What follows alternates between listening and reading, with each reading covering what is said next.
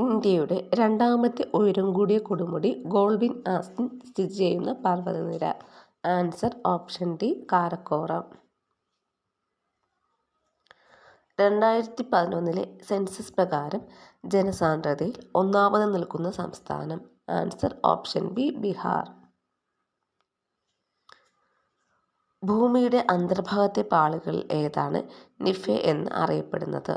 Answer option A അകക്കാമ്പ്, ആന്തര അകക്കാമ്പ്.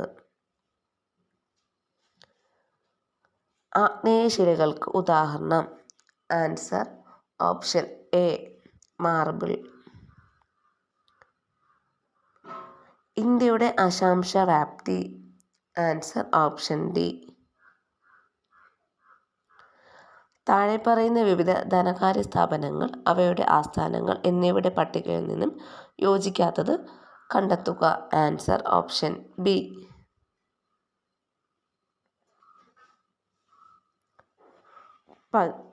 ഇന്ത്യയുടെ ദേശീയ വരുമാനം കണക്കാക്കുന്നതുമായി ബന്ധപ്പെട്ട ശരിയായ പ്രസ്താവനകൾ കണ്ടെത്തുക. Answer option D. എല്ലാം ശരിയാണ്.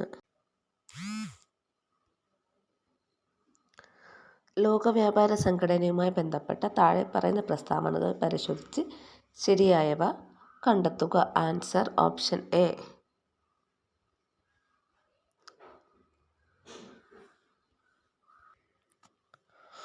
ഒന്ന്, രണ്ട്, മൂന്ന് പ്രസ്താവനകൾ ശരിയാണ്. ഒന്ന്, ലോക വ്യാപാര സംഘടന നിലവിൽ വന്നത് 1995 രണ്ടാമത്തത്, അന്താരാഷ്ട്ര വ്യാപാര രംഗത്ത് എല്ലാ രാജ്യങ്ങൾക്കും തുല്യ അവസരം നൽകുക എന്നത് ലോക വ്യാപാര സംഘടനയുടെ പ്രധാന ലക്ഷ്യമാണ്. 3, ലോക വ്യാപാര സംഘടന ഗാട്ടിൻ്റെ പിന്തുടർച്ചക്കാരനായി അറിയപ്പെടുന്നതാണ്. ഇതിൽ തെറ്റെന്ന് പറയുന്നത് ഓപ്ഷൻ 4 ലോക വ്യാപാര സംഘടനയുടെ ആസ്ഥാനം ന്യൂയോർക്കാണെന്നത് തെറ്റാണ്.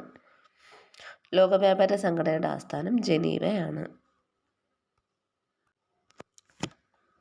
താഴെ പറയുന്നവയിൽ ശരിയല്ലാത്ത പ്രസ്താവന കണ്ടെത്തുക. Answer option D. പഞ്ചവത്സര പദ്ധതിയുടെ കരട് തയ്യാറാക്കിയത് PC മഹലനോബിസ് ആണ്.